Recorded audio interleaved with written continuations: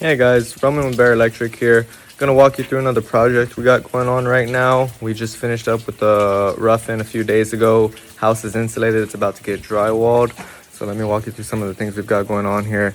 Apologize for the noise, rain or shine, we still come out and perform. Like I said, house has been insulated. Insulator's left a little bit of a mess. A lot of our wiring is gonna be covered up right now, but I just kind of wanted to show you the basic process of how we do things. So all in all, it took my rough crew probably about 3 days to get in here and get everything going. I personally came in, marked the house. Whenever you walk into these bedrooms, you're gonna see a lot of these little marks. So these switch marks we got going on, we got some outlet marks. So what I did was come in here before we boxed it or wired it in, marked the house up according to the plan, and then walked it with the homeowners, gave them the option to move some of these things if they didn't like where it was at, where it landed. We just kind of moved them over to make them happy, or if there was anything that they wanted to add at the time, we went ahead and added that for them and got it documented. So there were a few things that actually got deleted. We had some TV preps that they ended up not wanting. So we ended up deleting those. Some switches got moved over. I like to walk it while everything is either marked, or some customers will request for us to just come and put the box in. So I like to do that and get anything moved and added before we run the actual wire. It's a lot more time consuming whenever we have to sit here and pull wire out after we've already ran it. So that's why I like to do it that way. Once everything's been finalized, everything's been signed, and homeowners are happy with what we've got going on, and I'll get my crew in here to come and wire up everything. As you can see, we got all the switch legs going to all the lights in the ceiling. We've got all the outlets wired up. This is going to be their kitchen area. Some of these things I like to leave pre-wired, like the vent hood. We'll leave the wire hanging out just because whenever that cabinet gets set, 9 times out of 10 we run into an issue where we're ending up having to move the box. So it just makes it easier whenever that wire is free floating and we can kind of put that box wherever we want. Same thing goes for the pendant lights. If you see up there, we've got the pendant light pre-wire, is what I like to call it.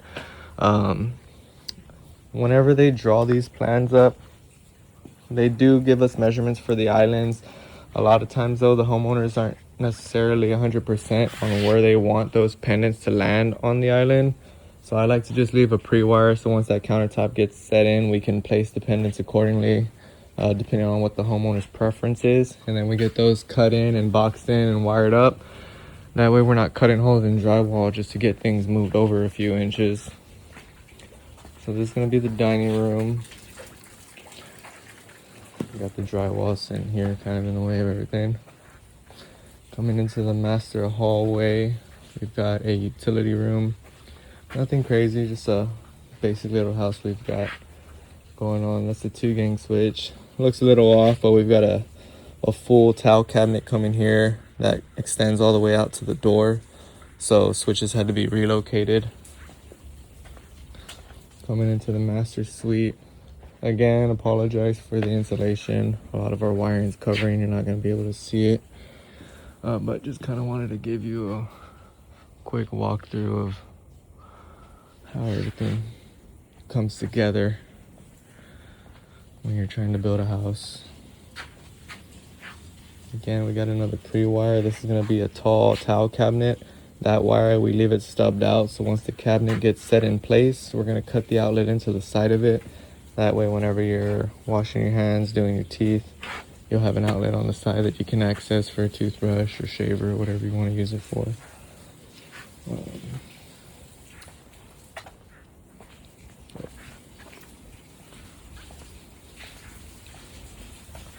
Coming down the hallway, we got a small little powder bathroom. We got a vanity light, recess can. Exhaust fans are gonna get rewired. They're supposed to have a heater exhaust fan combo. You see recess cans at the back patio with a couple of ceiling fans. And we've got the garage. Again, nothing crazy. Service outlets. We got our interior sub panel there. Exterior 220s are coming out the wall on this side. We're gonna trench, get pipe and wire over to the panel on the pole. That way we can get the service built, get everything powered up. We still gotta do some trenching and conduit to the little well house that they got so they can have some fresh water coming into the house. But that's pretty much it, guys. Wanted to walk y'all through another project here so y'all can kind of see what we got going on. Until next time.